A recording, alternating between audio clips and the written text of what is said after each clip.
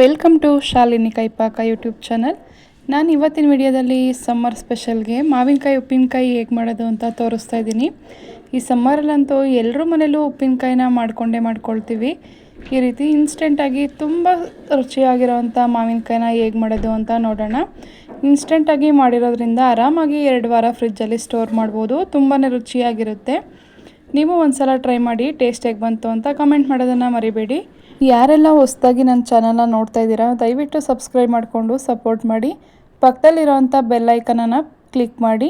ನಾನು ಯಾವುದೇ ಒಂದು ವಿಡಿಯೋ ಹಾಕಿದ್ರೂ ನಿಮಗೆ ನೋಟಿಫಿಕೇಷನ್ ಬರುತ್ತೆ. ಪ್ಲೀಸ್ ಎಲ್ಲರೂ ಸಪೋರ್ಟ್ ಮಾಡಿ.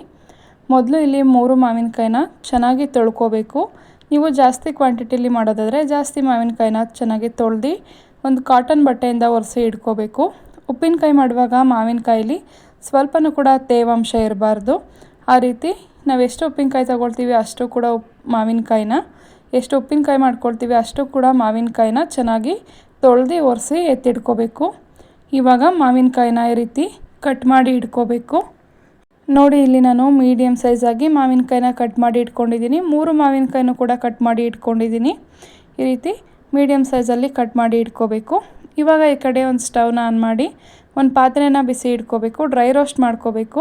ಪಾತ್ರೆ ಬಿಸಿ ಆದಮೇಲೆ 2 ಟೇಬಲ್ ಸ್ಪೂನಷ್ಟು ಸಾಸಿವೆನ ಹಾಕ್ಕೊಳ್ತಾ ಇದ್ದೀನಿ. ಮೆಷರ್ಮೆಂಟ್ ಒಂದೇ ಸಮ ಮಾಡಿಕೊಂಡು ಹಾಕ್ಕೊಳ್ಳಿ. ಒಂದೇ ಸ್ಪೂನಲ್ಲಿ ಇಟ್ಕೊಂಡು ಹಾಕ್ಕೊಳ್ಳಿ. 2 ಸ್ಪೂನಷ್ಟು ಜೀರಿಗೆ ಹಾಕ್ಕೊಂಡು 1 ಸ್ಪೂನಷ್ಟು ಮೆಂತ್ಯನ ಹಾಕ್ಕೊಳ್ತಾ ಇದ್ದೀನಿ. ನಾನಿಲ್ಲಿ ಯಾವ ಸ್ಪೂನಲ್ಲಿ ತೋರಿಸಿದ್ದೆ ಅದೇ ಸ್ಪೂನಲ್ಲಿ ಹಾಕ್ಕೊಳ್ತಾ ಇದ್ದೀನಿ. 2 ಟೀ ಸ್ಪೂನ್ ಆಗುವಷ್ಟು ಸಾಸಿವೆ, 2 ಟೀ ಸ್ಪೂನ್ ಆಗುವಷ್ಟು ಜೀರಿಗೆ, 1 ಟೀ ಸ್ಪೂನ್ ಆಗುವಷ್ಟು ಮೆಂತ್ಯನ ಹಾಕ್ಕೊಂಡು ಲೋ ಫ್ಲೇಮಲ್ಲಿ ಇಟ್ಕೊಂಡು ಈ ರೀತಿ ಡ್ರೈ ರೋಸ್ಟ್ ಮಾಡ್ಕೋಬೇಕು. ನೋಡಿ, ತುಂಬ ಸೀಸೋದಕ್ಕೆ ಹೋಗಬೇಡಿ. ಮೆಂತ್ಯ ಕಾಳು ಸ್ವಲ್ಪ ಕಲರ್ ಚೇಂಜ್ ಆದರೆ ಆಯಿತು. ಈ ರೀತಿ ಮಾಡಿಕೊಂಡು ಒಂದು ಕುಟಾಣಿಗೆ ಹಾಕ್ಕೊಂಡು ಚೆನ್ನಾಗಿ ಪೌಡರ್ ಮಾಡಿ ಎತ್ತಿಡ್ಕೋಬೇಕು. ನೋಡಿ, ನಾನಿಲ್ಲಿ ಸ್ವಲ್ಪ ಕ್ವಾಂಟಿಟಿಲಿ ಮಾಡ್ಕೊಳ್ತಿರೋದ್ರಿಂದ ಕುಟಾಣಿಗೆ ಹಾಕಿ ಪೌಡರ್ ಮಾಡಿ ಎತ್ತಿಟ್ಕೊಳ್ತಿದ್ದೀನಿ. ಸ್ವಲ್ಪ ತರಿಯಾಗಿದ್ರೂ ಪರವಾಗಿಲ್ಲ. ಜಾಸ್ತಿ ಕ್ವಾಂಟಿಟಿಲಿ ಮಾಡೋದಾದರೆ ಮಿಕ್ಸಿಲಿ ಹಾಕಿ ಪೌಡರ್ ಮಾಡಿ ಇಟ್ಕೊಳ್ಳಿ.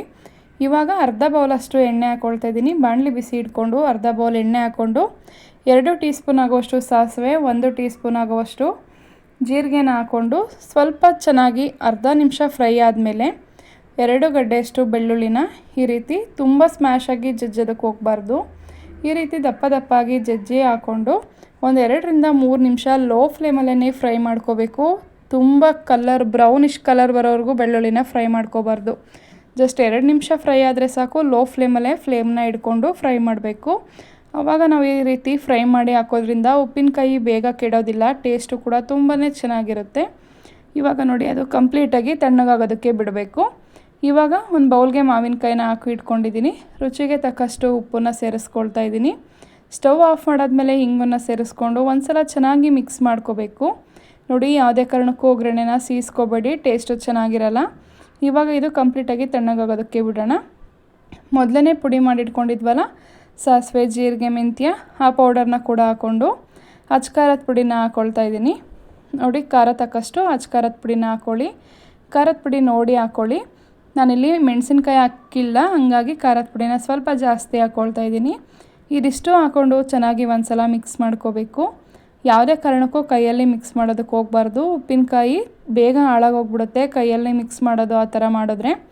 ಈ ರೀತಿ ಒಂದು ಸ್ಪೂನಲ್ಲಿ ಚೆನ್ನಾಗಿ ಮಿಕ್ಸ್ ಮಾಡಿಕೊಂಡು ಒಗ್ಗರಣೆ ಇವಾಗ ತಣ್ಣಗಾಗಿದೆ.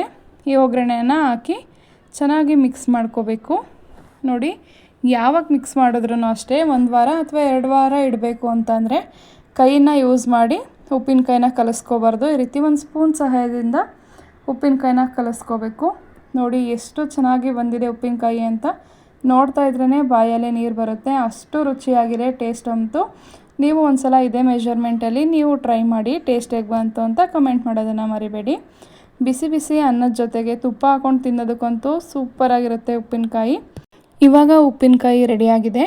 ಇದನ್ನು ಇನ್ಸ್ಟೆಂಟಾಗಿ ಮಾಡಿರೋದ್ರಿಂದ ಆವಾಗಲೇ ಕೂಡ ತಿನ್ಬೋದು, ಅಥವಾ 1 ದಿನ 2 ದಿನ ಬಿಟ್ಟು ತಿನ್ನೋದಕ್ಕಂತೂ ಇನ್ನೂ ಚೆನ್ನಾಗಿರುತ್ತೆ.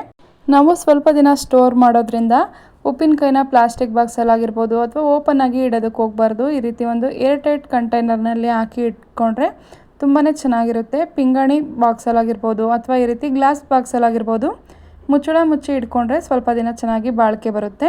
ನೀವು ಟ್ರೈ ಮಾಡಿ. ನನ್ನ ಚಾನಲ್ನ ಸಬ್ಸ್ಕ್ರೈಬ್ ಮಾಡ್ಕೊಳ್ಳಿ. Thank you for watching.